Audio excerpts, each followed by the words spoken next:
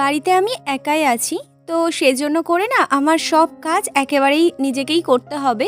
সেজন্য কালকে রাতেই আমি সবকিছু রান্নাবান্নার জন্য রেডি করে রেখেছি। আজকে সকালে রান্না হবে বলতে ফ্রাইড রাইস আর তার সাথে হবে চিলি চিকেন।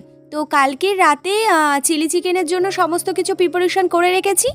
সকালে ঘুম থেকে উঠেই খাবারগুলো আর কি বানিয়ে নেব। ওদিকে ভাজাগুলো বসিয়ে দিয়েছি আর তার সাথে এদিকে এসে ঘরের দরজাগুলোও খুলে নিলাম, মানে চাবি খুলে নিলাম। তারপর ঝাড় দিয়ে মুছেও নিয়েছি।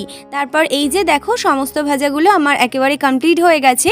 আর এখানে আমি চিলি চিকেনটাও বসিয়ে দিয়েছি, মানে দুটো কড়াই বসিয়েছিলাম দুদিকে। সেই জন্য করেই না আমি ঠিক সময়ের মধ্যে খাবারগুলো রেডি করে নিয়েছি। ওর খাবার গুছিয়ে দিয়েছি, তার সাথে দুটো পার্সেলও আমি রেডি করে দিয়েছি এই যে।